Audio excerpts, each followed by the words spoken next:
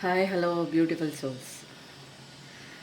நான் எனது வாழ்க்கையை அழகாகவும் சூப்பராகவும் செம்மையாகவும் ஹாப்பியாகவும் ஒவ்வொரு நாளும் கடவுள் கொடுத்த இந்த அற்புதமான வாழ்க்கையை என் குடும்பத்தாரோடு சேர்ந்து சந்தோஷமாக மகிழ்ச்சியாக வாழ்ந்து கொண்டிருக்கிறேன் அப்படிங்கிற பதிவை நம்ம எல்லாருமே அடிக்கடி சொல்லிட்டும் வருவோம். சொல்லவே நம்ம வாழ்க்கை மாறும். அதுக்கப்புறம் மூச்சு காற்று உள்ளே போகும்போதும் வெளியில் விடும்போதும் ஒரு நிதானத்தோட பொறுமையாக உள்ளே போகும்போது பாசிட்டிவிட்டி நேர்மறை எண்ணங்கள் உங்களுக்குள்ளே நுழைவதாக ஒரு சின்ன கற்பனை. அதே மாதிரி உங்களை விட்டு வெளியில் போகிற மூச்சு காற்று உங்ககிட்ட இருக்கிற தேவையில்லாத அசுத்த விஷயங்கள், குப்பைகள், இது எல்லாத்தையும் உங்களை விட்டு வெளியில் எடுத்துகிட்டு போகுது அப்படின்னு ஒரு கற்பனை ஒன்று பண்ணிக்கோங்க. நிதானமாக 3 தடவை வீடியோ பாஸ் பண்ணிவிட்டு மூச்சை உள்ளே இழுத்து வெளியில் விடுங்க. ஓகேங்களா?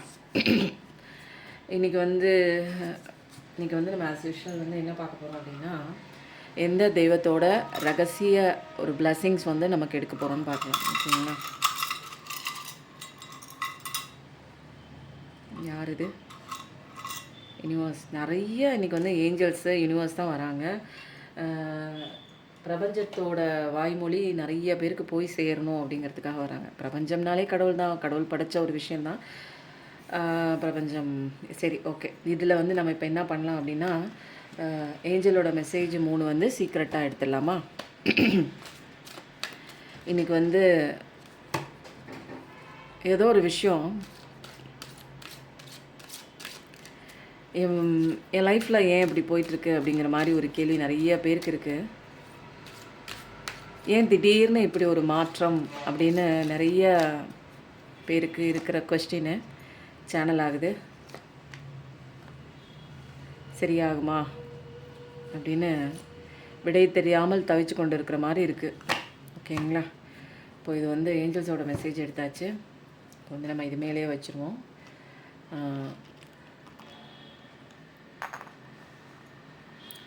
அடுத்தது நம்ம என்ன எடுக்க போகிறோம் அப்படின்னா, முக்கியமாக சில விஷயங்கள் எடுக்க சொல்லி வந்ததுனால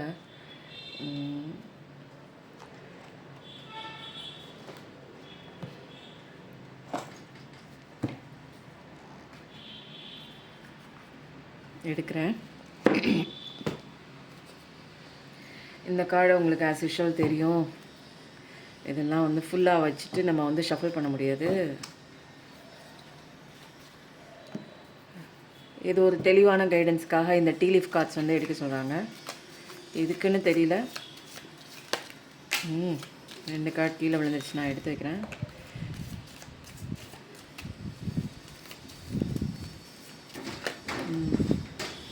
ஒன்று 2 3 4. இந்த சைடுக்கு 4 எடுத்துருக்கோம். இந்த சைடுக்கு ஒரு 4 எடுத்துருவோம். ஓகேங்களா? வர்ண பகவான், காற்று பகவான் பாருங்கள் எப்படி அடிக்கிறாங்க. இதில் நிறைய உள்ளது. சரி, இதை நம்ம அப்படியே எடுத்துக்குவோம். ஓகேங்களா? நம்ம ஒதுக்க வேண்டாம், அதை அப்படியே எடுத்துக்குவோம். இந்த கார்டு இப்படியே இருக்கட்டும். இங்கே நான் கீழே விழுந்த கார்டை எடுத்துடுறேன். எல்லா கார்ட்ஸுமே இங்கே வச்சாச்சு. இது டீ லீஃப் கார்ட்ஸும் எடுத்தாச்சு. இதுவும் சீக்ரெட் மெசேஜ் தான். ஏஞ்சல் மெசேஜ் எடுத்தாச்சு, டீ லீஃப் கார்ட்ஸ் எடுத்தாச்சு. நெக்ஸ்ட்டு நம்ம என்ன பண்ண போகிறோம் அப்படின்னா, கொஸ்டின் எடுக்க போகிறோம். இன்றைக்கி நீங்கள் என்ன பண்ணுங்கள், ஒரு நிமிஷம் மனசுக்குள்ளே ஏதாவது ஒன்று நினச்சிக்கோங்க. நினச்சிக்கிட்டு வேண்டிக்கிட்டு, பிரபஞ்சமே, யூனிவர்ஸே, ஏன்னா இன்றைக்கி அவங்க தான் உங்களுக்கு மெசேஜ் கொடுக்க போகிறாங்க. அதனால் எனக்கு கரெக்டான மெசேஜ், எனக்கு கரெக்டாக வழி நடத்துங்க.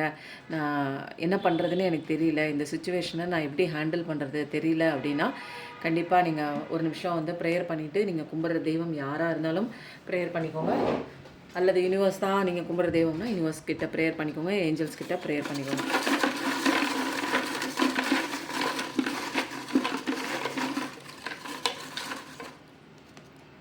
One, 2, 3. 3 கேள்வி எடுத்தாச்சு. அடுத்தது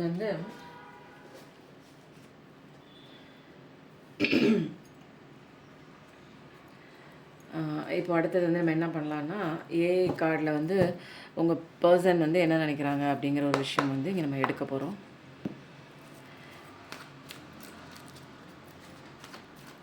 இன்றைக்கி என்னமோ ஒரு அமைதியாக நிதானமாக போகிற மாதிரி இருக்குங்க ரீடிங். ஏஞ்சல்ஸ் அப்படியே பொறுமையாக கொடுக்குற மாதிரி இருக்குது. உங்களுடைய மனதை வருடக்கூடிய அந்த ஒரு தெளிவான ஒரு சிந்தனையை கொடுக்குற மாதிரி இருக்குது. ஏன்னா நிதானமாக இருக்குது, நிறுத்தி நிதானமாக இருக்குது. என்னோடய வாய்ஸுமே ரைஸ் ஆக மாட்டேங்குது அதுக்கு மேலே. சாஃப்டான ஏஞ்சல் யாரோ உள்ளே வந்துட்டாங்களோ, எனக்குள்ளே ஒரு சாஃப்டான ஒரு ஏஞ்சல் வந்துட்டாங்களோன்னு நினைக்கிறேன். இல்லைன்னா வந்து அப்படியே அப்படியே பொறுமையாக வருதுங்க, வார்த்தையே பொறுமையாக வருது. ஏன்னா சில ஏஞ்சல்ஸ் வந்து எப்படி இருப்பாங்க அப்படின்னா, அப்படியே பதட்டமாக வேகமாக வருவாங்க. நிறைய மெசேஜஸ் வந்து சொல்கிறதுக்காக. என்னோடய குரல் பார்த்திங்கன்னா அப்பப்போ ஆவேசமாக இருக்கும்.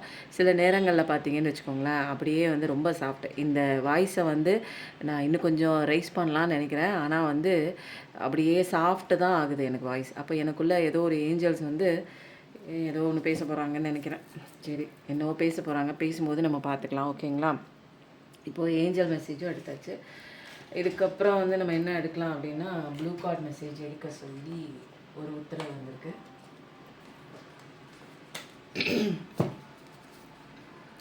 நிறைய பேருக்கு வந்து ஒரு அட்வைஸ் கொடுக்குற மாதிரி ஏதோ ஒரு விஷயத்துக்காக இந்த ப்ளூ கார்ட் மெசேஜ் வந்திருக்கு. அப்படியே இப்போ ஒரு 3 கார்டு விழுந்துருச்சு. 1 இன்னும் 2 பக்கமும் மெசேஜ் வருது.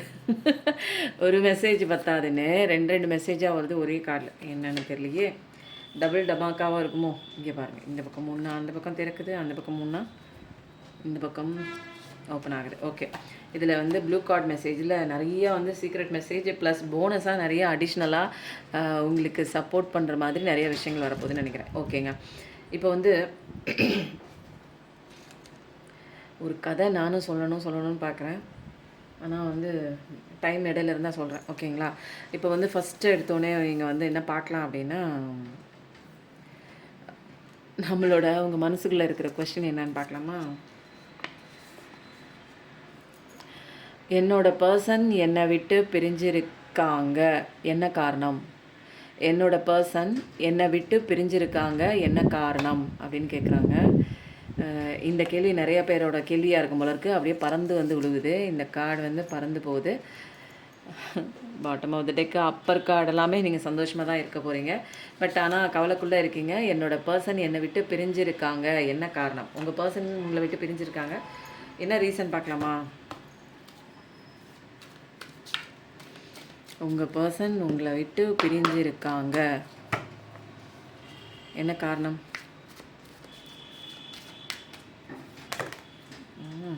ரொம்ப வேலை சும்மா.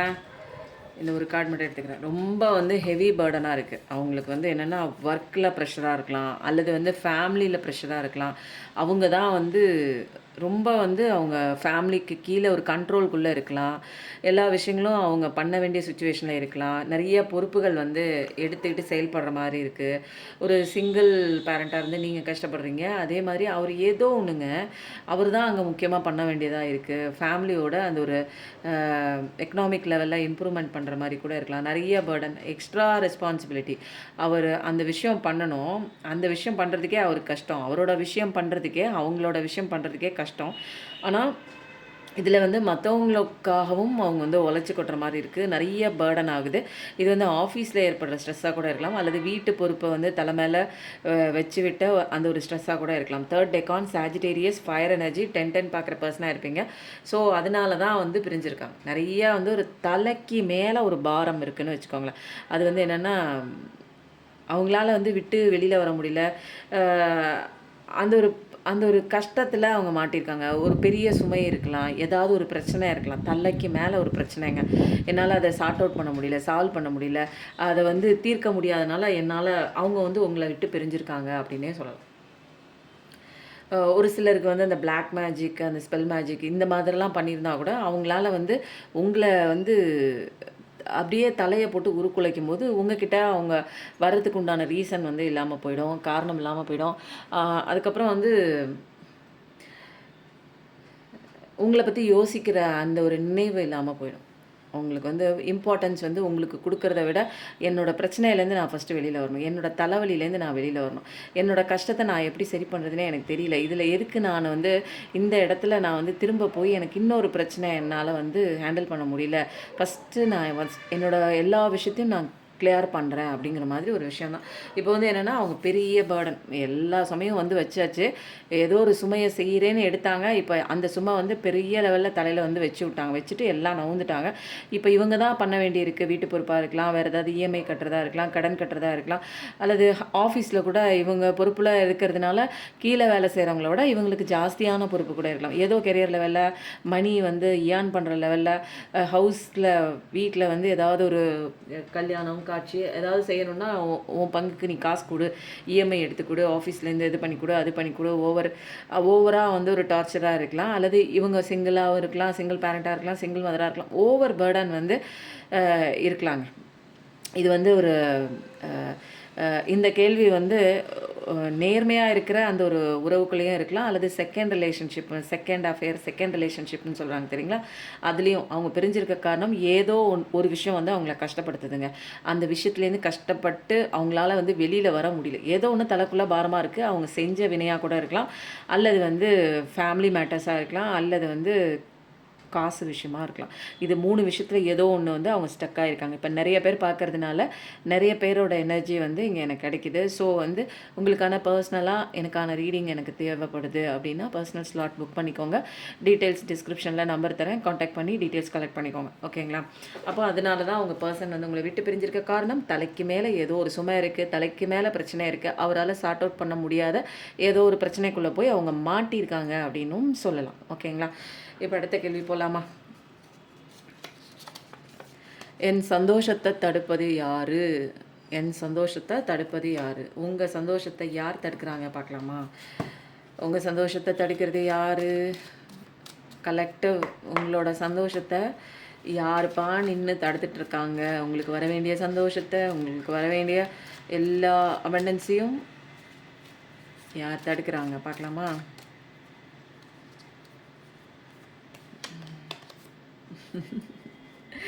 உங்கள் சந்தோஷத்தை வந்து தடுக்கிறது யாருன்னா நீங்கள் தான். நிஜமாக சொல்கிறேன். ஏன்னா கடவுள்லாம் வந்து கொடுத்துட்டாரு, ஆல்ரெடி கொடுத்துட்டாரு. உங்கள் சந்தோஷம் உங்கள் கிட்ட தான் இருக்குது. அதை நீங்கள் வந்து ரியலைசேஷன் பண்ண மாட்டேறீங்க. ஏதோ ஒரு விஷயத்தின் கிடைச்சாதான், அந்த விஷயம் எனக்கு வந்தால் தான் நான் சந்தோஷமாக இருப்பேன், இந்த விஷயம் எனக்கு கிடைச்சாதான் அப்படின்னு ஒரு பற்றுதல் வச்சுருக்கீங்க தெரியுங்களா? அந்த பற்றுதல் இல்லைன்னா அந்த சந்தோஷத்தை வந்து உங்கள் கையில் கடவுள் எப்போவோ கொடுத்துட்டாரு. உங்களுக்கு கிராண்ட் ஆகிடுச்சு, ஒரு விஷயம் கிராண்ட் ஆகிடுச்சு. அது வந்து உங்கள் கைக்கு வராமல் போகிறதுக்கு காரணம் நீங்கள் தான். உங்கள் சந்தோஷத்தை தடுப்பது யாருன்னா நீங்கள் தான், நீங்கள் தான், நீங்கள் தான். நீங்கள் நிறைய விஷயங்கள் தப்பாக வந்து இங்கே வந்து பழகிட்டு அதை வந்து ஃபிக்ஸ் பண்ணிக்கிறீங்க. அப்போ சந்தோஷத்தை வெளியில் தேடுறீங்க. வெளியில் கிடையாது, சந்தோஷம் உனக்குள்ளே தான் இருக்குது. ஏற்கனவே அபண்டன்ஸ்லாம் கொடுத்துட்டாங்க. உன்னோட ஃப்யூச்சரும் நல்லாயிருக்கு, உன் வாழ்க்கையும் நல்லாயிருக்கு, எல்லாமே நல்லா இருக்குது. ஆனால் வேறு எது சந்தோஷத்தை தடுக்குதுன்னா உங்களுக்குள்ளே இருக்கிற நீங்கள் தான். உங்களோட கண்ணோட்டத்தில் லைஃப்பை வந்து தப்பாக நீங்கள் வந்து அதை வந்து கண்ணோட்டத்தில் பார்க்குறீங்க, பர்ஸ்பெக்டிவில் பார்க்குறீங்க. ஸோ எல்லாமே வந்து உங்கள் சந்தோஷத்தை தடுக்கிறது நீங்கள் தான். 1111 கண்டிப்பாக டைப் பண்ணுங்கள். ஏன்னா புதிய விஷயங்கள், புதிய ப்ராஜெக்ட் வந்து நீங்கள் பண்ணலாம். அது பிஸ்னஸில் பண்ணுறதுக்கு ஆப்பர்ச்சுனிட்டி வருது. ஆனால் அது கண்ணை திறந்து பார்க்க மாட்டேறீங்க. ஏதோ ஒரு விஷயத்தை குறித்து அதை பற்றியே நீங்கள் கவலைப்பட்டே இருக்கனால நிறையா விஷயங்கள், நல்ல நல்ல விஷயங்கள் உங்களை சுற்றி நல்ல விஷயங்கள் நடந்திருக்கலாம். எவ்வளோ விஷயங்கள் மோசமாக இருந்தாலும் கடவுள் உங்களை அன்பாக, அழகாக, ப்ரொடெக்டிவாக உங்களை வச்சுருக்காங்க. ஒரு பத்திரமாக உங்களை வந்து ஒரு பாதுகாக்கிற மாதிரி வச்சுருக்காங்க. புதையலை காக்கிற மாதிரி உங்களை நீங்கள் தான் வந்து கடவுளுக்கு ஒரு புதையல். ஏன்னா உங்களுக்கு நிறைய விஷயங்கள் தெரியும். பவருள்ள பர்சன் தான். ஆனால் வந்து வில் பவரான பர்சன் தான். ஒரு புதிய பிகினிங் கடவுள் கொடுக்குற தயாராக இருக்கார். புதிய எப்போயோ நடந்து முடிஞ்ச விஷயங்களை விட்டுட்டு புதுசாக வாழ்க்கையை தொடங்குனீங்கன்னா நியூ பிகினிங் இருக்குது, க்ரோத் இருக்குது. 1111 பார்க்குற பர்சனாக இருப்பீங்க. கண்டிப்பாக 1111 டைப் பண்ணுங்கள். ஃபயர் எனர்ஜி எஸ்கார்டு தான். ஒரு லீடிங் டு சக்ஸஸ்னே சொல்லலாம். ஒரு ஆம்பிஷியஸான ஒரு பர்சன் தான். ஆனால் ஏதோ ஒரு விஷயத்தினால அப்படியே ஸ்டக் ஆகி எந்த விஷயமும் செய்யாமல் உங்களுக்கிட்ட இருக்கிற அந்த சந்தோஷத்தையும் உணராமல் வெளியில் இருக்கிறது தான் சந்தோஷத்தை எனக்கு கொடுக்குது, வெளியில் இருக்கிற பொருள் தான், வெளியில் வர்ற நபர் தான் அப்படின்னு சந்தோஷத்தையும் அந்த ஒரு பொருளையும் நீங்கள் அது மேலே வந்து உங்கள் சந்தோஷத்தை ஃபிக்ஸ் பண்ணும்போது அந்த பொருள் ஓடும்போது, அந்த நபர் ஓடும்போது அதையும் சேர்த்துட்டு ஓடிடுறாங்க. அதனால தான் நீங்கள் வந்து இவ்வளோ பெரிய கஷ்டத்துக்குள்ளே ஆளாகிறீங்க. சந்தோஷத்தை தடுக்கிறது யாருன்னா நீங்கள் தான். அப்போ அது திருப்பி கொண்டு வரது யார்? அதுக்கு உண்டான வேலை யார் செய்யணும்? அதுவும் நீங்கள் தான். அடுத்த கேள்வி எடுக்காமலே கார்டு எடுக்காமலே உங்கள் பிரச்சனை சரியாகுமா? உங்கள் பிரச்சனை சரியாகுமா? உங்கள் பிரச்சனை சரியாகுமா? பார்க்கலாமா?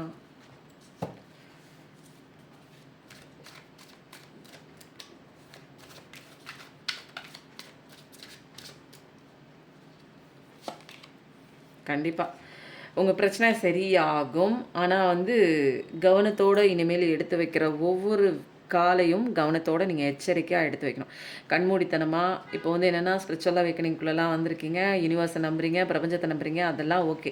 பட் ஒரு விஷயம் வந்து பண்ணுறீங்க, பிஸ்னஸ்லேயா இருக்கலாம் அல்லது முக்கியமான நேரங்களில் ஒரு எடுக்கக்கூடிய ஒரு முடிவு, ஒரு விஷயத்தை வந்து நீங்கள் வந்து அது வேணுமா வேணாமான்னு டிசைட் பண்ணக்கூடிய ஒரு அத்தாரிட்டி இருக்குது அப்படின்னா கொஞ்சம் யோசித்து நல்லா கவனித்து, ஏன்னா அடுத்த ஸ்டெப் நீங்கள் வைக்க போகிறது வந்து கீழே கூட விழுகலாம். அப்போது அந்த ஸ்டெப்பு வந்து வைக்கிறதுக்கு முன்னாடி ஒரு தடவைக்கு 100 தடவை நல்லா யோசனை பண்ணி ஆராய்ச்சி பண்ணி நீங்கள் பண்ணணும்.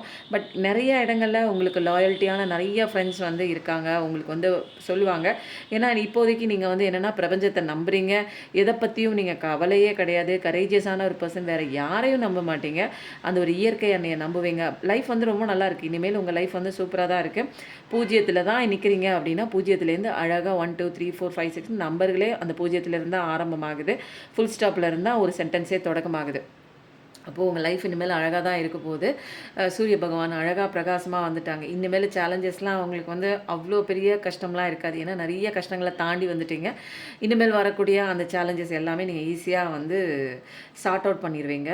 அப்போது வந்து என்னென்னா புதிய பிகினிங் தான் உங்களோட வாழ்க்கையில், வந்து நிறைய பாசிபிலிட்டிஸ் இருக்குது. பிஸ்னஸ்லேயே இருக்கலாம், ரொம்ப இன்னசென்ட்டான ஒரு பர்சன் தான், நல்ல ஒரு ஆப்டமிஸ்டிக்காக ஒரு ஒரு பாசிட்டிவிட்டி திங்கிங் நிறைய இருக்குது வாழ்க்கையில். எவ்வளோ உடஞ்சி போனாலும் என்னால் வந்து சரி செஞ்சு நான் முன்னேறி மேலே வர முடியும் என் லைஃப்பில் அப்படிங்கிற ஒரு கான்ஃபிடென்ஷியலான ஒரு பர்சன் தான் நீங்கள். ஒரு கண்மூடித்தனமான ஒரு நம்பிக்கைங்க எது மேலே அப்படின்னா யூனிவர்ஸ் மேலே, பிரபஞ்சம் மேலே, நமக்கு படைச்சவன் மேலே, கிரியேட்டர் மேலே நிறையவே இருக்குது. நிறைய ஆப்பர்ச்சுனிட்டி வந்து உங்களுக்கு கடவுள் கொடுப்பாரு. ஆனால் வந்து என்னென்னா நியூ பிகினிங் தான், ஒரு புதுசாக வந்து பிறக்க போகிறீங்க தான். ஆனால் ஒரு சில எச்சரிக்கையாக சில இடங்களில் நடக்கணும் அப்படிங்கிறது மட்டும்தான் இங்கே சொல்லப்பட்டிருக்கே தவிர உங்களுடைய பிரச்சனை சரியாகுமா? நான் பிரச்சனை எல்லாம் சரியாகும். புரியுதுங்களா? இப்போ என்னென்னா கண்மூடித்தனமான ஃபெய்த்து கடவுளை மேலே வச்சுருக்கீங்க, ஓகே. இது வந்து என்ன பண்ணணும்னா உங்களுடைய பிரச்சனைகள், உங்களுடைய என்னென்ன பிரச்சனையோ கடவுள் மேலே பாரத்தை அப்படியே இறக்கி வச்சுட்டு உங்கள் வேலையை நீங்கள் பார்க்கும்போது உங்கள் பிரச்சனை சரியாகும். என்னென்னா உங்களோட கஷ்டத்தை, உங்களோட பிரச்சனையை அப்படியே தூக்கி கடவுள் காலடியில் நீங்கள் கும்பிடுற, நீங்கள் நம்புகிற அந்த தெய்வத்தின் காலடியில் உங்கள் பிரச்சனைகளை போட்டுட்டு நீங்கள் உங்கள் வேலையை பார்க்கும்போது உங்கள் பிரச்சனை சரியாகும். ஒரு லீப் ஆஃப் ஃபெய்த் கண்டிப்பாக எடுத்து தான் ஆகணும். முயற்சி பண்ணி லீப் ஆஃப் ஃபெய்த் எடுங்க, பட் ஜாக்கிரதையாக எடுங்க, ஓகேங்களா? என்னென்னா இன்னும் மேலே வந்து யோசிச்சுட்டுலாம் நிற்கக்கூடாது, கம்போர்ட் ஜோனில் நிற்கக்கூடாது, எடுத்தாகணும். முடிவை எடுத்தாகணும்னா எடுத்து தான் ஆகணும், வேறு ஆப்ஷன் இல்லை, ஓகேவா? இப்போ அடுத்தது வந்து நம்ம என்ன பார்க்கலாம் அப்படின்னா டீலீஃப் கார்ட்ஸ்லேருந்து பார்த்துட்டு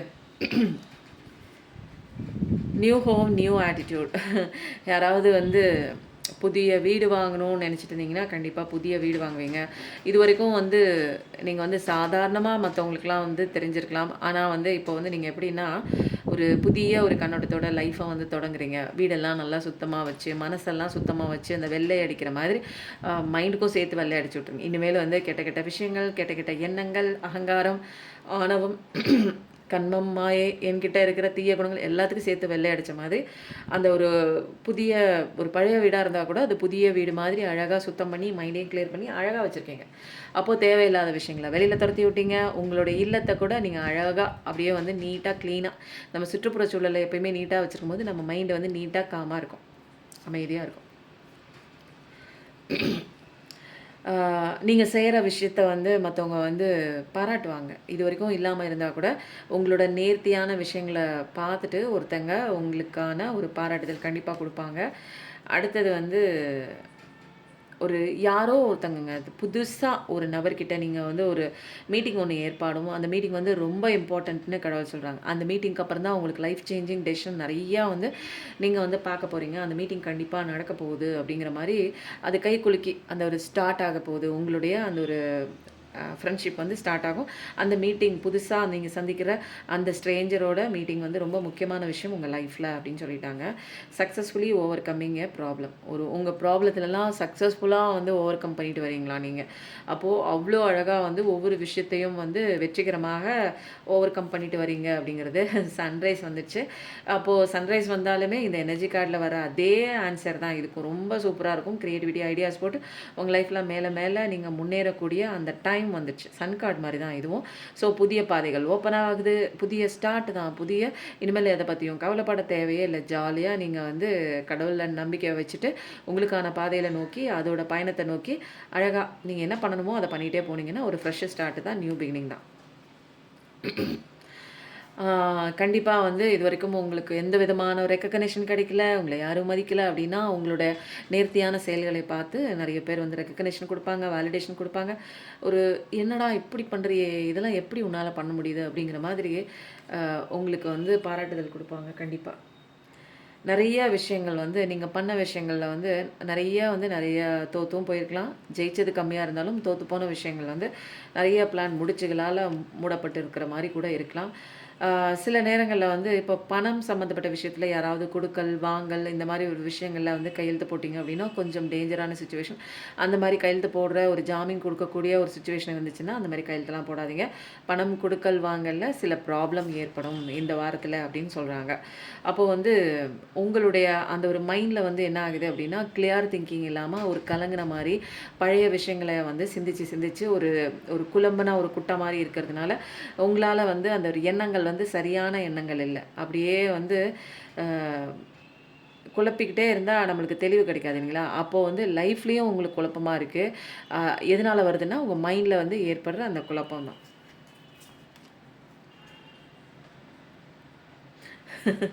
be careful, to not take risk அப்படின்னு வந்திருக்கு. என்னென்னா ரொம்ப ஜாகிரதையாக இருங்க. ஓவர் ரிஸ்க் வந்து எடுக்க வேணாம். புரியுதுங்களா? அப்போது வந்து கேர்ஃபுல்லாக இருங்க. அப்போது ஒரு விஷயம் நான் பண்ண போகிறேன் அப்படின்னா அதை பற்றின நிறைய நாலேஜ் நான் வாங்கிக்கணும். வாங்கினதுக்கப்புறம் அதை வந்து ரொம்ப ஜாக்கிரதையாக நான் வந்து பண்ணணும். இதே தான் இங்கே சொன்னாங்க. நீ வந்து பண்ணு, பட் ஜாக்கிரதையாக பண்ணுன்னு தான் இந்த எனர்ஜி கார்ட்லேயும் வந்திருக்கும். அதே மாதிரி தான் டிலீஃப் கார்ட் பண்ணுங்கள். கொஞ்சம் கேர்ஃபுல்லாக எடுங்க. அதுக்குன்னு ஓவர் ரிஸ்க் எடுத்துகிட்டு அப்புறம் உட்காந்து பின்னாடி ஃபீல் பண்ணக்கூடாது. Money will be coming to you. பணம் உங்களை தேடி வந்து கொண்டு இருக்கிறது. பணம் வரணும் அப்படின்னா பணம்ங்கிறது பை ப்ராடக்ட். அதுக்குண்டான விஷயங்கள் நான் பண்ணணும். பணம் வருதுன்னு உட்காந்துட்டு இருந்தால் பணம் வராது. அதுக்குண்டான விஷயங்கள் என்ன அப்படிங்கிறத நான் கற்றுக்கும் போதும் என்னுடைய தகுதியை நான் வளர்த்துக்கும் போது தான் பணம் வந்து பை ப்ராடக்டாக வந்து வரும்.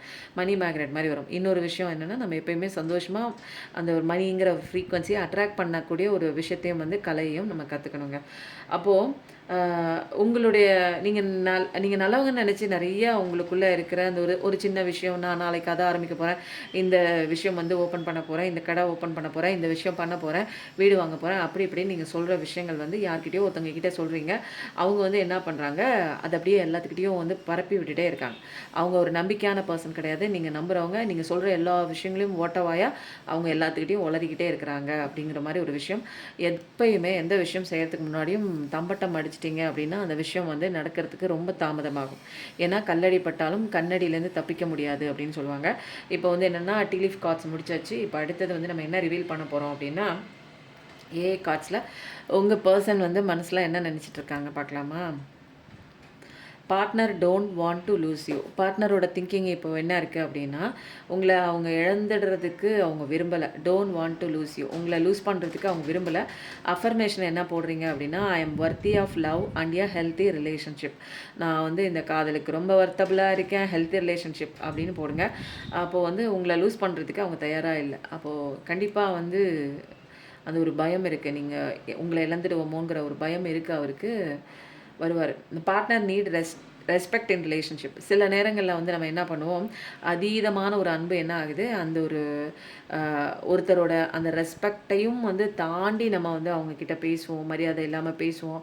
அந்த ஒரு உரிமை இருக்குது அப்படிங்கிறதுனால எல்லாருக்குமே வந்து எந்த ஒரு உறவாக இருந்தாலும் தனிப்பட்ட முறையில் வந்து அவங்களுக்குன்னு ஒரு செல்ஃப் ரெஸ்பெக்ட்னு ஒன்று இருக்குது. அதை வந்து அந்த ஒரு பார்டராக செட் பண்ணும்போது இப்போ வந்து காதலர்களுக்குள்ளே அல்லது அன்னோன்யமாக இருக்கக்கூடிய தம்பதிகளுக்குள்ளே அல்லது வந்து எந்த உறவுக்குள்ளேயும் ரொம்ப க்ளோஸாக இருக்கக்கூடிய அந்த உறவில் வந்து அதீதமான பாசம் ஊற்றி போய் என்ன ஆகுது, சில சண்டை சச்சரவு ஏற்படும் போது அங்கே வந்து சில சமயம் வந்து மரியாதை இல்லாத வார்த்தைகளை உபயோகம் பண்ணும்போது அப்போது இன்னொரு பார்ட்னருக்கு அதை கேட்குற பார்ட்னருக்கு ஆம்புலன்ஸ் சவுண்ட் ரொம்ப வந்து வித்தியாசமாக இருக்குது, எனக்கு இதை வந்து பிடிக்கல, இந்த மாதிரி அவங்க பேசுகிறது பிடிக்கல அப்படிங்கிற மாதிரி ஒரு சின்ன நெருடல் வந்து ஆரம்பிக்குது. அதனால் எந்த ஒரு ரிலேஷன்ஷிப்பாக இருந்தாலும் அதில் மரியாதை, மதிப்பு, மரியாதை அப்படிங்கிறது எல்லாத்துக்குமே முக்கியமான ஒரு விஷயம். ஓகேங்களா? Partner is in new love. சில பேருக்கு வந்து உங்களோட பார்ட்னர் வந்து இடையில காணா போயிருக்கலாம், நல்லா பழகிட்டு இவங்களால எப்படி மூவ் ஆன் பண்ண முடியுது நீங்கள் கேள்வி கேட்டே இருப்பீங்க. பட் அவங்க வந்து டக்குன்னு வந்து ஒரு இன்னொரு ஃபேஸ்க்குள்ளே, ஒரு புதிய ஃபேஸ்க்குள்ளே, ஒரு புதிய லவ்க்குள்ளே, ஒரு புதிய கண்ணோட்டத்துக்குள்ளே உள்ளே போயிருந்திருப்பாங்க. ஸோ வந்து நீங்கள் அஃபர்மேஷன் என்ன போகணும்னா, I am worthy of love and happiness, I choose to focus on myself and cultivate self love. அப்போ அந்த பர்சன் உங்களை தேடி வரணும்னா நீங்கள் என்ன பண்ணணும் அப்படின்னா, ஃபஸ்ட்டு போனவரை நினச்சி கவலைப்பட்டே இருந்தீங்கன்னா அவர் அப்படியே ஓடிடுவார். அதுக்கு நீங்கள் என்ன பண்ணால் உங்களை வந்து ஃபோக்கஸ் பண்ணணும் and cultivate self love. Self love வந்து நீங்கள் கல்டிவேட் பண்ணணும். இது ரொம்ப ஆழமான ஒரு விஷயங்க. ருத்ராட்சம் போட சொல்கிறாங்க. துளசி மணியும் ருத்ராட்சம் கலந்த பிரேஸ்லெட்டு இருக்குது, ருத்ராட்சம் கலந்த மணியும் இருக்குது. தேவைப்படுறவங்க வாங்கி போட்டுக்கோங்க. ஓகேங்களா? Partner is feeling romantic. Partner வந்து ரொம்ப ரொமான்டிக்காக உங்களை பற்றி நினச்சிட்டு இருக்காங்க. அஃபர்மேஷன் நீங்கள் என்ன போடணும் அப்படின்னா, I am loved and desired, my relationship is filled with romance and passion. இதுக்கும் ருத்ராட்சம் தான் சொல்கிறாங்க. தேவைப்படுறவங்க ருத்ராட்சம் போட்டுருங்க. ஏன்னா இது துளசி மணியும் ருத்ராட்சமும் கலந்ததுனால உங்களுக்கு அது ஒரு பவர்ஃபுல்லாக இருக்கும். மைண்டு, டிப்ரெஷன், நெகட்டிவ் திங்கிங் அதெல்லாம் வந்து உங்ககிட்ட வராதுங்க. அது வந்து செவ்வாய்க்கிழமை, வெள்ளிக்கிழமை நீங்கள் பூஜை பண்ணி கழட்டி வச்சு பூஜை பண்ணி நீங்கள் போடும்போது இன்னும் பவர். ஓகேங்களா? Partner is heart broken. அப்போது உங்கள் பார்ட்னர் வந்து இப்போ மனசு உடஞ்சி போயிருக்காங்க. ஏதோ ஒரு விஷயம் வந்து விஷயம் அவங்கள காயப்படுத்தி இருக்குது. அவங்க நம்பி போன விஷயமாக கூட இருக்கலாம், அல்லது வீட்டில் ஏதாவது ஒரு பிரச்சனையாக இருக்கலாம், அல்லது ஆஃபீஸில் ஏதாவது ஒரு பிரச்சனையாக இருக்கலாம். அப்போது அந்த பார்ட்னர் வந்து ரொம்ப மனசு உடஞ்சி போய் தான் இருக்காங்க. ஸோ இப்போதைக்கு நீங்கள் போட வேண்டிய அஃபர்மேஷன் என்னென்னா, ஐ offer emotional support and compassion to my partner. நான் வந்து ரொம்ப இமோஷ்னல் சப்போர்ட்டாக இருப்பேன். அவங்க வந்து ரொம்ப கவலையோடு இருக்காங்க, உடஞ்சி போயிருக்காங்க, அவங்களுக்கு நான் இருக்கேன் அப்படிங்கிற ஒரு தைரியத்தை நான் கொடுப்பேன். ரொம்ப வந்து கருணையை காட்டுவேன். ஒரு சேஃபஸ்ட்டு ஒரு ஸ்பேஸை வந்து நான் க்ரியேட் பண்ணுவேன். ஓப்பனாக மனசை விட்டு நீ என்கிட்ட பேசு அப்படின்னு ஒரு ஓப்பனாக வந்து நான் அதுக்கு உண்டான ஸ்பேஸ் தருவேன். என்கிட்ட பேசு, எல்லாம் சரியாயிடும் அப்படின்னு ஒரு நம்பிக்கை கொடுக்குற மாதிரி ஒரு வார்த்தை. அதெல்லாம் வந்து அந்த சேஃபான ஒரு ஸ்பேஸ் வந்து க்ரியேட் பண்ணுவீங்க அப்படின்னு நீங்கள் தான் அஃபர்மேஷன் போட்டுக்கணும். ஓகேங்களா? அஃபர்மேஷன் போட அவங்க வந்து உங்ககிட்ட வந்து ஓப்பனாக பேசுவாங்க. அவங்களுடைய மனபாரங்கள் வந்து குறையும் அப்படிங்கிற மாதிரி ஒரு விஷயம். இங்கே வந்து அஃபர்மேஷன் ஏஐ கார்டு மூலமாக நிறைய விஷயங்கள் வந்து தெரிஞ்சுக்கிட்டோம். இப்போ ஆல்மோஸ்ட் வந்து நம்ம எல்லாமே முடிச்சிட்டோம். இப்போ ஃபைனலாக நம்ம என்ன ரிவீல் பண்ண போகிறோம் அப்படின்னா,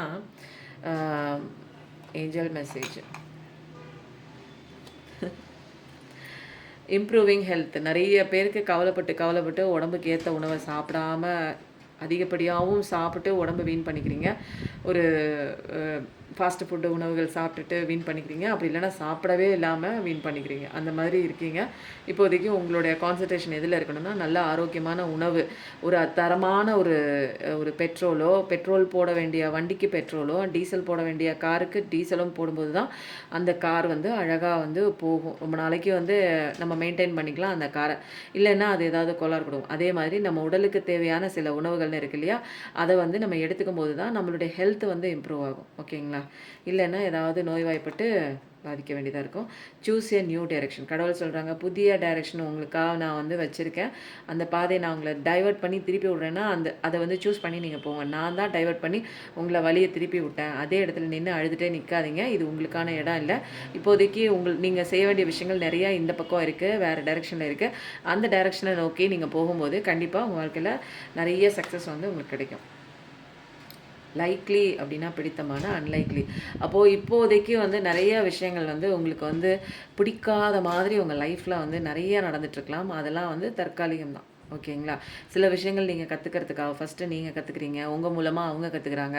அப்போது இங்கே எல்லாமே கிவ் அண்ட் டேக் பாலிசி தான். அவங்க வந்து உங்களுக்கு ஒரு அறிவுரையை சொல்லிட்டு போகிறாங்க, நீங்கள் வாழ்கிற வாழ்க்கையின் மூலமாக அவங்க வந்து ஒரு அறிவுரையை கற்றுக்கிட்டு போகிறாங்க. அப்போ கிவ் அண்ட் டேக் தான். ஒரு சோல் கான்ட்ராக்ட்னா என்ன தெரியுங்களா? நான் கீழே வந்து இந்த விஷயத்த நான் உனக்கு சொல்லித்தரேன், நீ வந்து கீழே வந்து இந்த விஷயத்த நீ எனக்கு சொல்லிக் கொடுன்னு ஒரு கான்ட்ராக்ட் போட்டு தான் நம்ம இங்கே வந்துட்டுருக்கோம். அப்போது எல்லாமே நல்லதுக்கு தான். ஒரு கதை நானும் சொல்லலாம்னு நினைக்கிறேங்க. ஆனால் அந்த கதைன்னு தான் சொல்கிறேன். ஆனால் ரொம்ப இன்ட்ரெஸ்டிங்கான ஒரு கதைங்க. கேட்குறதுக்கு தயாராக இருக்கீங்களான்னு தெரில. நான் சொல்கிறதுக்கு ஆல்மோஸ்ட் உங்கள் ரீடிங்லாம் முடிச்சுட்டேன். இந்த கதையை கேட்கணுங்கிறவங்க அப்படியே ஃபாலோ பண்ணுங்கள்.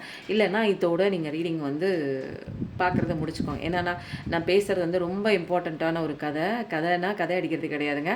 சில விஷயங்கள் வந்து நம்ம வந்து ஸ்பிரிச்சுவலாக வந்து ஸ்பிரிச்சுவல் காடு தான். இப்போ யாரை பற்றி நம்ம பேச போகிறோம் அப்படின்னா, பிள்ளையார் அப்படின்னு எப்படி வந்து வந்தாங்க அப்படிங்கிற ஒரு விஷயம் நிறைய பேருக்கு தெரிஞ்சிருக்கலாம். அல்லது வந்து பிள்ளையார்னா யார் அப்படிங்கிறதே நிறைய பேருக்கு தெரியாது. பட் வந்து நிறைய பேர் சொல்லுவாங்க சிவன் பார்வதியோட மூத்த குழந்தைன்னு சொல்லுவாங்க. பட் ஆனால் வந்து அதுக்கு உண்டான கரெக்டான ரீசன் என்ன, எதுக்காக பிள்ளையார் வந்திருக்காரு அப்படிங்கிறத நம்ம ஃபஸ்ட்டு வந்து தெரிஞ்சுக்கணுங்க. இதோட நிறுத்திக்கிறதுனா நீங்கள் நிறுத்திக்கோங்க. இதுக்கு மேலே வர்றது வந்து ஒரு ஜென்ரலாக உள்ள ஒரு விஷயங்க. தேவைப்படுறவங்க கேட்டுக்கோங்க. ஏன்னா சில விஷயங்கள் எனக்கு எப்பயுமேங்க ஒரு ஒரு ஒரு விஷயம்னா அதோட காரணம் என்ன, அதுக்கு ஏன் அந்த ஒரு விஷயம் உண்டான பேர் என்ன அப்படிங்கிறதுலாம் எனக்கு தெரிஞ்சுக்கிறதுல ஆர்வம். நிறைய பேருக்கு தெரிஞ்சுக்கிறதுல ஆர்வம் இருந்தால் கண்டினியூ பண்ணுங்கள். ஓகேங்களா?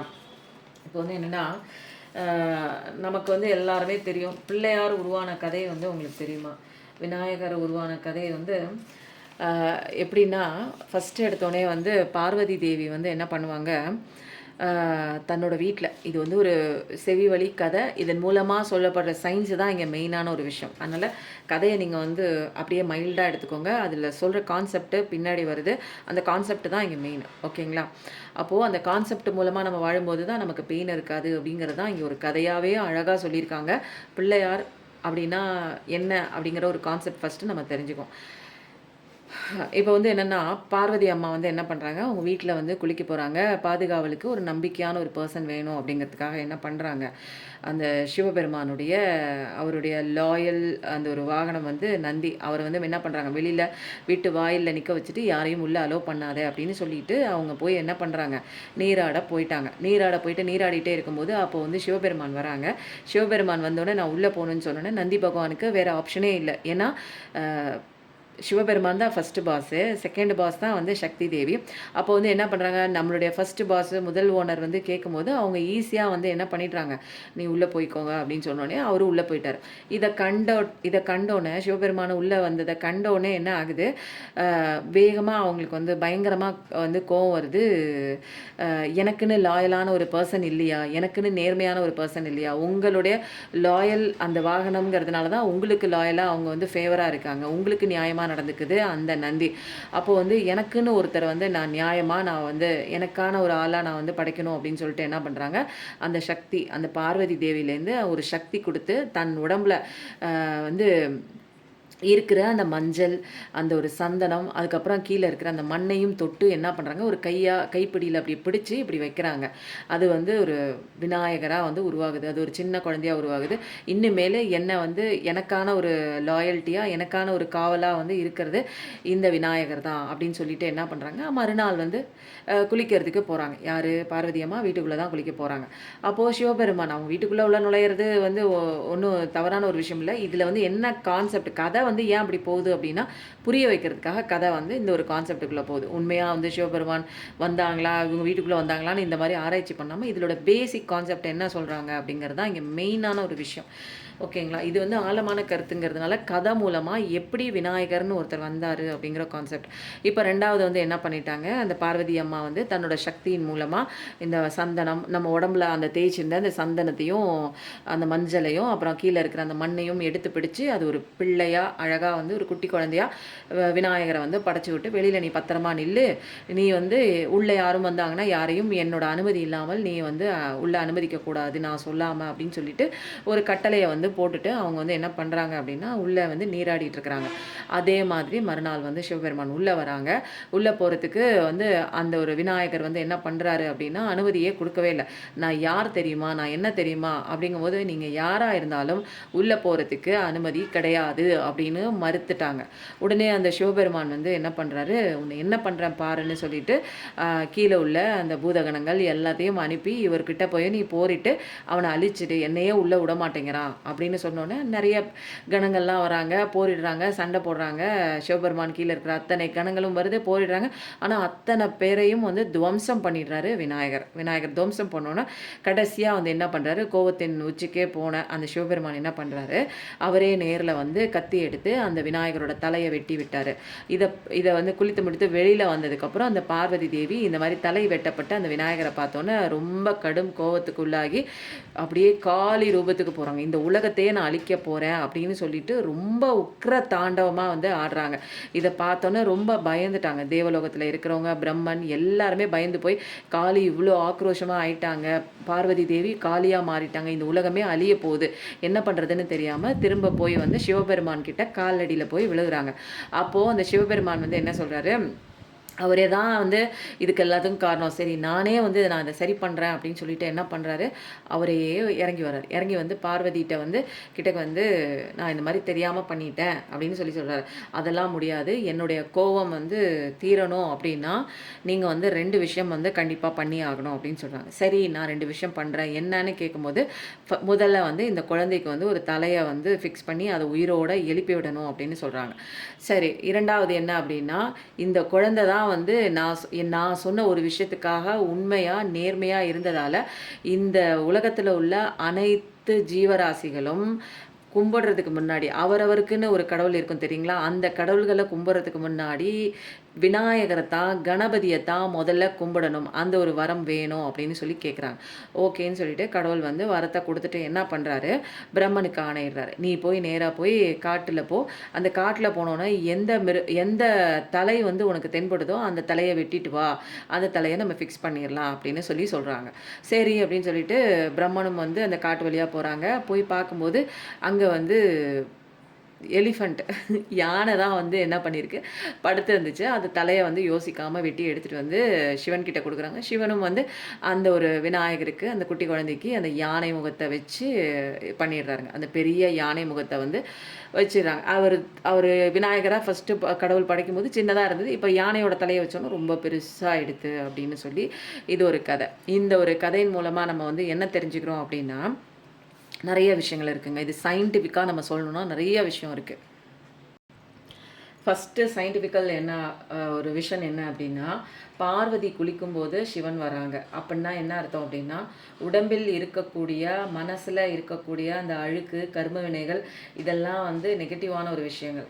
இதெல்லாம் குளிக்கும்போது என்ன ஆகுது, இதெல்லாம் நம்மளை விட்டு போகுது. நம்மளை விட்டு நம்மக்கிட்ட இருக்கிற அகங்காரங்கள், நெகட்டிவ் விஷயங்கள் இதெல்லாம் வெளியில் போகும்போது சிவபெருமான் நம்ம படைத்த அந்த கிரியேட்டரே நமக்கு வந்து நம்ம கூப்பிடவே வேண்டாம், அவரே ஆட்டோமேட்டிக்காக வருவார் அப்படிங்கிற ஒரு உண்மையை உணர்த்துறதுக்கு தான் பார்வதி குளிக்கும்போது சிவன் உள்ளே வராங்க அப்படிங்கிற ஒரு கான்செப்ட், சயின்டிஃபிக் கான்செப்ட். கதையெல்லாம் விட்டுருங்க, இதுக்கு நடந்த இதில் வந்து என்ன பேஸ் பண்ணி இந்த கதை வந்திருக்கு அப்படிங்கிற ஒரு விஷயத்தை தான் நம்ம இப்போ தெளிவாக பார்க்க போகிறோம். நந்தி வந்து சிவனை வந்து சிவபெருமானை வந்து உள்ளே விடுறதுக்கு என்ன காரணம் அப்படின்னா, பிரபஞ்சத்தில் வந்து 2 விஷயந்தான் இருக்குது. ஒன்று வந்து படைத்தவன், இன்னொன்று படைக்கப்பட்ட பொருள். கிரியேஷன், கிரியேட்டர் 2 தான். உலகத்தில் இருக்கிற 85 லட்சம் ஜீவராசிகள் வந்து படைச்சது வந்து கடவுள் தான். அப்போ வந்து 2 பேர் தான், the person who was created and the creation. இந்த 2 விஷயம் மட்டும்தான் உலகத்தில் இருக்குது. கிரியேஷன் தான் வந்து என்ன சொல்கிறாங்க, பார்வதி தேவி, சக்தி தேவி அப்படின்னு சொல்கிறாங்க. இதை படைச்சது யார், அந்த பார்வதியை படைச்சது யார், அந்த சக்தியை படைச்சது யாருன்னா கிரியேட்டர் சிவா தான். அப்போது கிரியேஷன் அப்படிங்கிறத வந்து பாதுகாக்கிறதுக்காக நந்தியோட வேலை என்ன அப்படின்னா, கிரியேஷனை பாதுகாக்கணுங்கிறது நந்தியோட வேலை. என்னென்னா, தான் குளிக்கும்போது உள்ளே யாரும் விடக்கூடாது அப்படிங்கிறது நந்திக்கு இடப்பட்ட ஒரு கட்டளை. யார் சொன்னது, பார்வதி நான் குளிக்கும்போது யாரையும் நீ உள்ளே அலோவ் பண்ணக்கூடாது. அப்படின்னா என்ன அர்த்தம்னா, கிரியேஷனை பாதுகாக்கிறதுக்காக வந்து நந்தி வந்து அந்த இடத்துல வந்து வேலை செய்யுது. பட் கிரியேட்டரே வந்தா, படைத்தவனே வந்தா, அந்த கிரியேஷன் அப்படிங்கிறது பார்வதி அம்மா, ஆனால் கிரியேட்டர் வந்தால் கிரியேட்டரை வந்தால் கிரியேஷனை விட கிரியேட்டர் தான் சிறந்தவங்க. அப்போது பார்வதியை விட சிவன் தான் சிறந்தவங்க அப்படிங்கிற ஒரு கான்செப்ட். அப்போது ஒருத்தன் வந்து உயர்ந்த நிலையில் இருக்கும்போது கடவுளை வந்து நினைக்கணும். அப்போது வந்து அவனோட நிலை வந்து எப்படி இருக்கும் அப்படின்னா, எல்லாத்தையும் விட எனக்கு கடவுள் தாயா எனக்கு பெருசு அப்படின்னு எவன் ஒருத்தன் நினைக்கிறானோ அவன் தான் உண்மையான ஒரு டிவோட்டி. அப்போ நந்தி உண்மையான ஒரு டிவோட்டி. புரியுதுங்களா? கிரியேஷனை விட அது படைச்ச கிரியேட்டருக்கு தான் வந்து முக்கியத்துவம் யார் கொடுக்குறாங்களோ, படைச்சவனுக்கு யார் முக்கியத்துவம் கொடுக்குறாங்களோ. அப்போ கிரியேஷன் அப்படிங்கிறது என்ன தெரியுங்களா, நம்ம ஆசைப்படுற மனிதர்களாக இருக்கலாம், நம்ம ஆசைப்படுற பொருள்களாக இருக்கலாம், ஏதாவது ஒரு மேலே பற்று வச்சுருக்கலாம் இல்லைங்களா. அந்த பற்றுதலை விட நம்ம யார் ஒருத்தங்க வந்து நம்மளை படைச்ச இறைவனை பிடிக்கிறாங்களோ அதுதான் உண்மையான டிவோட்டின்னு சொல்கிறாங்க. அடுத்த விஷயம் வந்து மண் சக்தி அப்படிங்கிறது வந்து பார்வதி. ஏன்னா பூமாதேவி பூமி சக்தி, பார்வதி சக்தி தேவி பெண் சக்தி. அப்போ இந்த பூமியவே தாய் அப்படின்னு சொல்கிறோம். பூமியை வந்து தந்தைன்னு நம்ம சொல்கிறது கிடையாது, தாய் நாடுன்னு தான் சொல்கிறோம். தந்தை நாடுன்னெலாம் நம்ம சொல்கிறது கிடையாது. பெண் என்றால் அப்படின்னா ஒரு கிரியேஷனுங்க. இந்த அண்ட சராசரத்தையும் வந்து பெண்ணிடமிருந்து தான் இந்த உலகமே வந்திருக்கு. ஒரு பெண் இல்லாமல் இந்த உலகமே வர முடியாது இல்லைங்களா? அப்போது கிரியேஷனுக்கெல்லாம் அதிபதி யார் அப்படின்னு கேட்டிங்கன்னா இந்த படைப்புகளுக்கெல்லாம். அப்போ கடவுள் படைத்த இத்தனை கிரியேஷனுக்கும் அதிபதி யாருன்னா கணபதி தான்.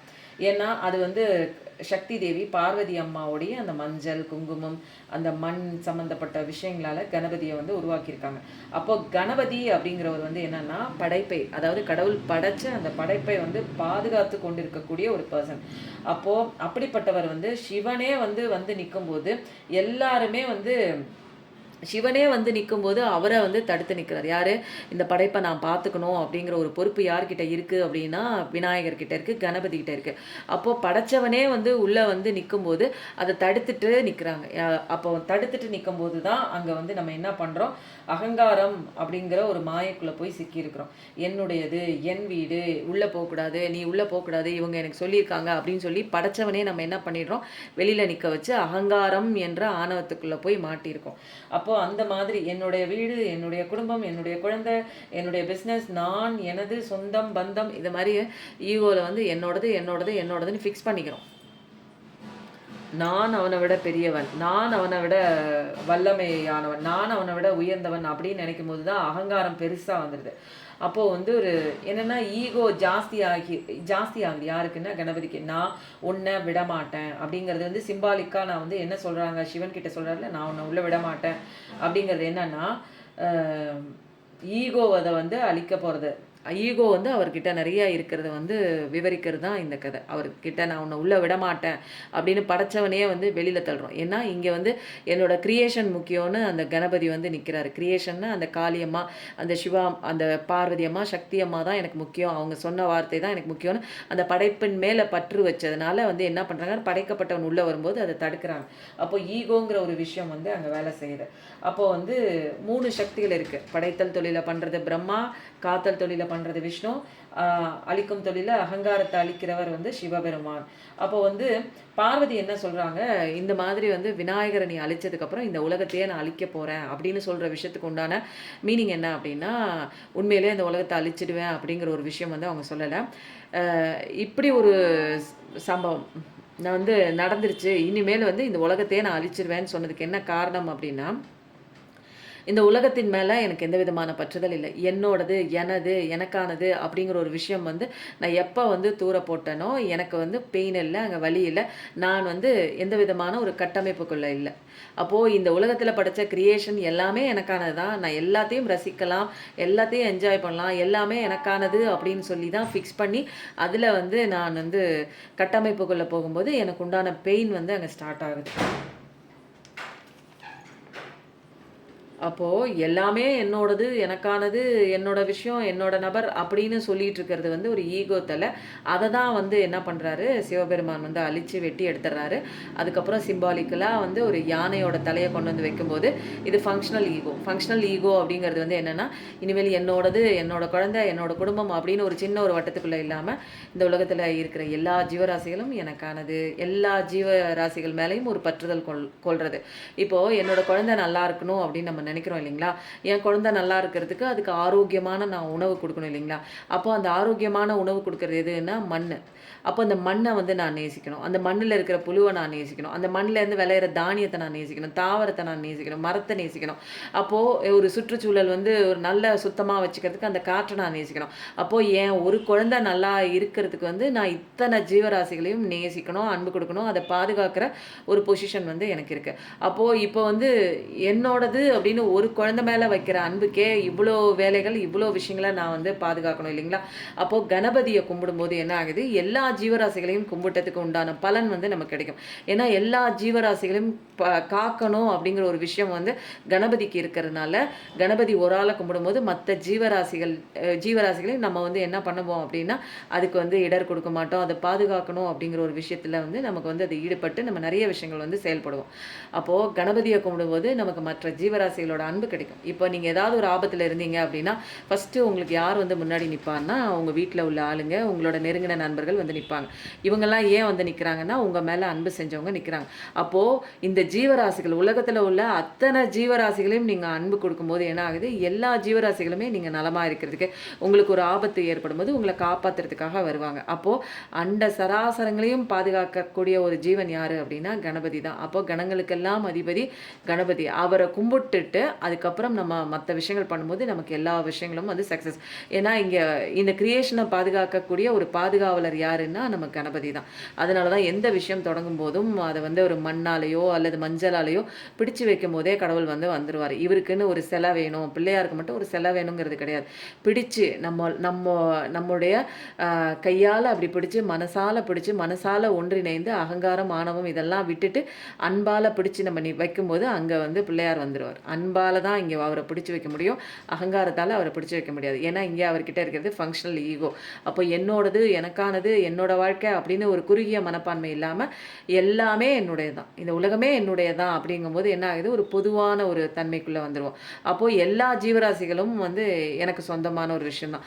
ஏதோ ஒரு விஷயத்தை பிடிச்சிட்டு இருக்கும்போது தான் எனக்கு அந்த பற்றுதலில் எனக்கு பெயின் ஏற்படுது. அப்போது எல்லாமே இங்கே ஒன்று தான், எல்லா ஜீவராசிகளும் எனக்கு ஒன்று தான் அப்படின்னு ஒரு விஷயத்தை கண்ணோடத்தை நம்ம லைஃப்பில் கொண்டு வரும்போது அதில் வந்து பெயின் இருக்கிறது இல்லை. அப்போது இந்த கதை வந்து எத்தனை பேருக்கு வந்து புரிஞ்சிச்சின்னு எனக்கு தெரியல. லாஸ்ட் வரைக்கும் கதையை கேட்டிருந்தீங்கன்னா இந்த ஸ்டோரி எப்படி இருந்ததுன்னு சொல்லுங்கள், இந்த ஜார் பாக்ஸ் எப்படி இருந்ததுன்னு சொல்லுங்கள். லைஃப்பில் நிறைய பேர் வந்து கஷ்டப்பட்டுட்டு வந்திருப்போம், நிறைய விஷயங்கள் தாண்டி தான் வந்திருப்போம். ஒரு சில விஷயங்கள் வந்து நம்மளால் வந்து படிக்க முடியாது, கஷ்டத்துக்குள்ளே இருப்போம். சில விஷயங்கள் நம்ம புரிஞ்சுக்கணும். இந்த பிரபஞ்சத்தில் காரண பெயர் என்ன, எதுக்கு இப்படி ஒரு காரண பெயர் வந்தது, அப்போது கணபதி ஏன் கும்பிடுறாங்க, அவர் கும்பிடுறதுனால நமக்கு என்ன ஒரு பலன் கிடைக்குது, ஏன் வந்து அவரை வந்து முழுமுதற் கடவுளாக வச்சுருக்காங்க, எதுக்கு நம்ம வந்து ஃபஸ்ட்டு அவருக்கு ப்ரிஃபரன்ஸ் கொடுக்குறோம். எல்லா கோயில்கள்லையுமே எதுக்கு அவரை முன்னிலைப்படுத்தி ஃபஸ்ட்டு அவரை கும்பிட்டுட்டு தான் நம்ம அடுத்தது வந்து அந்த கோயிலுடைய அந்த ஒரு மூலவரையை நம்ம பார்க்க போகிறோம் இல்லைங்களா. அப்போ அந்த அளவுக்கு இம்பார்ட்டன்ஸ் எதுக்கு வந்து கணபதிக்கு கொடுக்குறாங்க, என்ன சொல்ல வருது, இந்த கதை மூலமாக உங்களுக்கு லாஜிக்காக சொல்லக்கூடிய ஒரு சயின்டிஃபிக்காக என்ன நீங்கள் புரிஞ்சுக்கணும் அப்படிங்கிற ஒரு விஷயம் பேசிக்காக நம்ம புரிஞ்சுக்கிட்டாலே போதுங்க, லைஃப் ரொம்ப வந்து சந்தோஷமாக இருக்கும். ஒரு சின்ன கதை தான், பட் ஆனால் பெரிய ஒரு விளக்கம்ங்க. இந்த கதையை வந்து நானும் வந்து சொல்கிறேன்னு ரொம்ப நாளாக எழுதிட்டே இருந்தேன். இன்றைக்கி எப்படியாவது யாரும் கேட்டாலும் சரி கேட்கலனாலும் சரி இந்த கதையை நான் சொல்லி முடிச்சிடறேன். ஏன்னா எனக்கு உள்ளே வந்து கில்ட் ஆகுது, இந்த விஷயம் நிறைய பேருக்கு போய் சேரணும் அப்படிங்கிறது அந்த கணபதியே வந்து ஏற்படுத்தின ஒரு விஷயம். நல்லதே நினைப்போங்க, கண்டிப்பாக நல்லது மட்டுமே நடக்கும். Thank you so much. நம்மளும் வாழ்வோம், மற்றவங்களையும் வாழ வைப்போம். நன்றி, வணக்கம்.